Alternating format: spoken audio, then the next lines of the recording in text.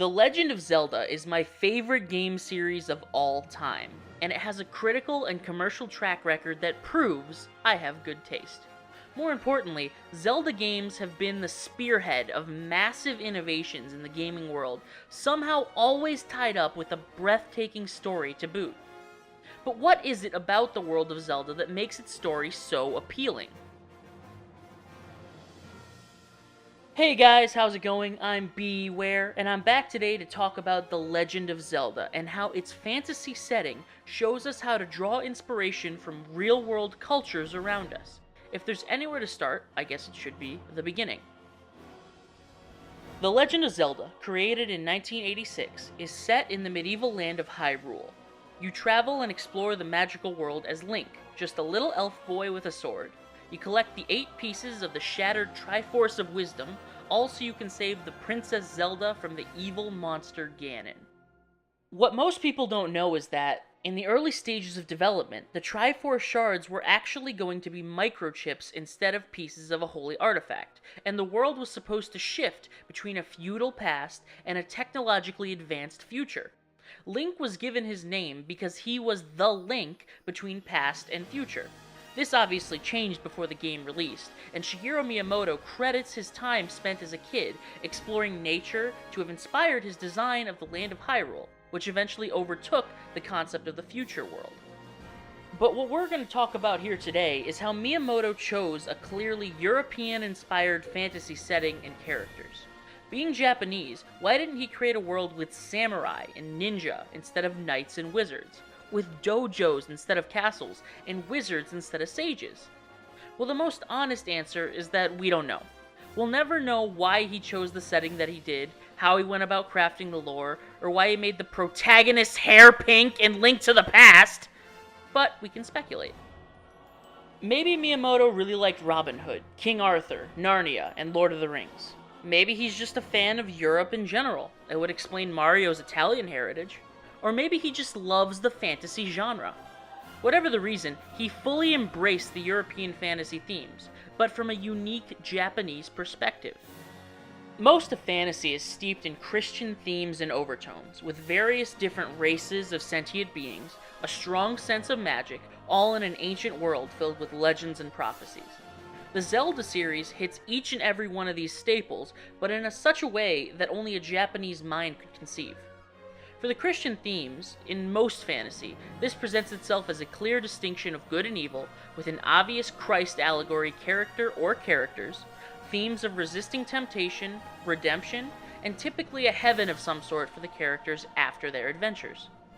In The Lion, the Witch, and the Wardrobe, we see the Christ figure in Aslan. He dies and resurrects just like Jesus. He's clearly good, while the White Witch is evil. Edmund is tempted and betrays the family, but is eventually redeemed and saved by Aslan's sacrifice.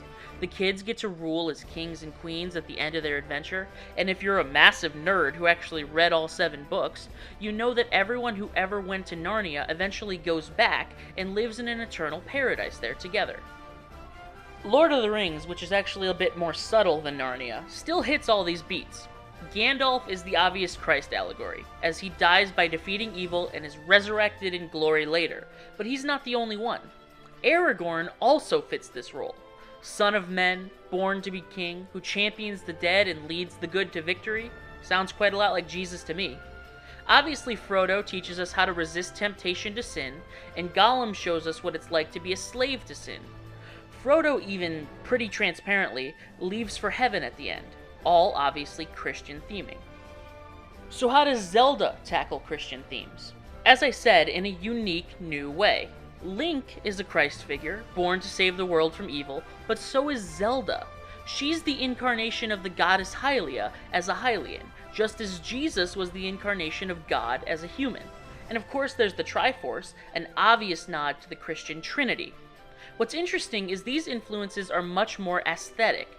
They are what Christian themes would look like to someone who isn't a Christian. Being Japanese, Miyamoto is likely Buddhist, Shinto, or some combination. Unlike Christian authors Tolkien and Lewis, he is interpreting this religion from the outside, and it shows in his work.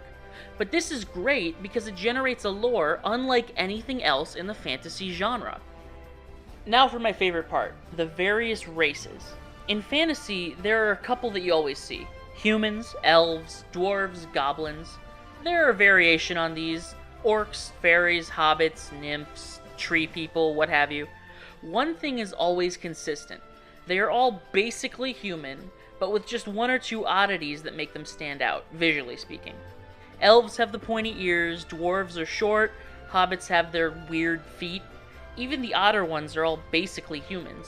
Orcs are just ugly, and nymphs are just human-shaped collections of objects from nature. In Zelda, there are a myriad of diverse races, but not in the European fantasy sense.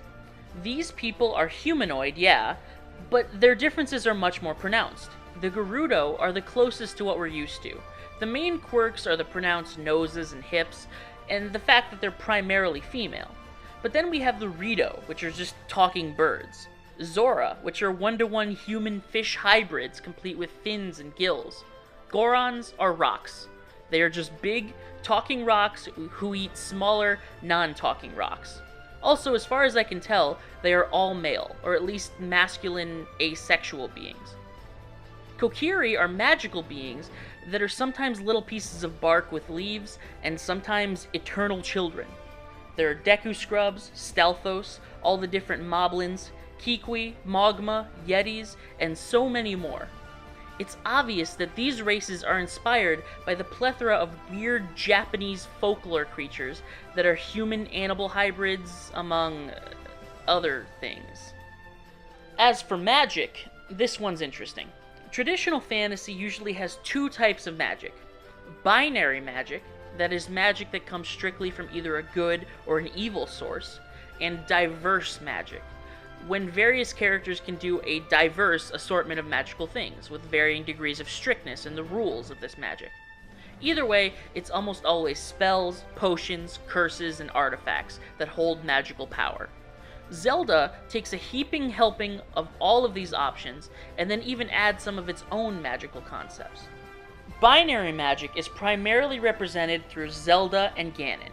Zelda channels the power of the goddess Hylia to perform spells and seal away evil, while Ganon has malicious magic that resurrects the dead and brings ruin to the world. I should also point out that the Sheikah typically have access to some other holy magic of the goddess as well, but I'll touch on that later.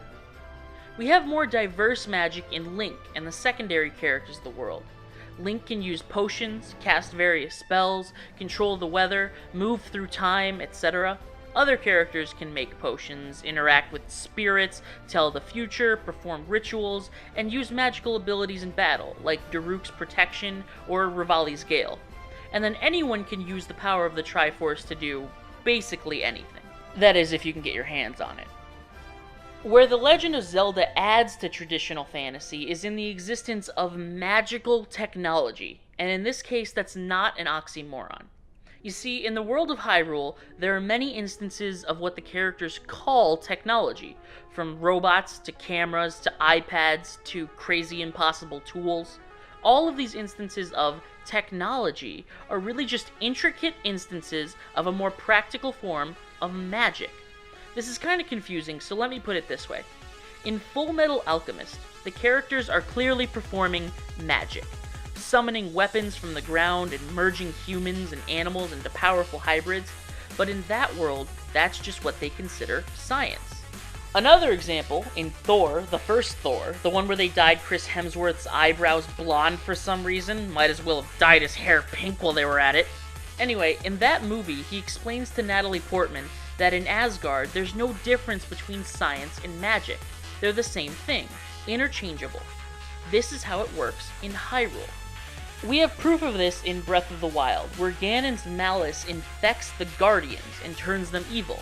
If these machines didn't run on some type of magic, and really were a feat of practical engineering, this means that Ganon can possess inanimate objects. He could just possess a mountain and then fall on Link. Ganon OP, please nerf.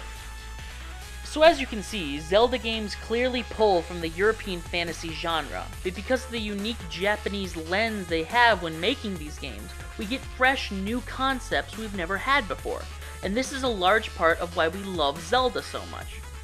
And Zelda pulls from other cultures too, by the way. The ancient cistern from Skyward Sword clearly has influences from Indian culture, and the creepy lower level is actually directly inspired by a folktale about the Buddha, where he lowers a string down from Nirvana to save a man from hell. The entirety of Majora's Mask is laced with influences of African culture.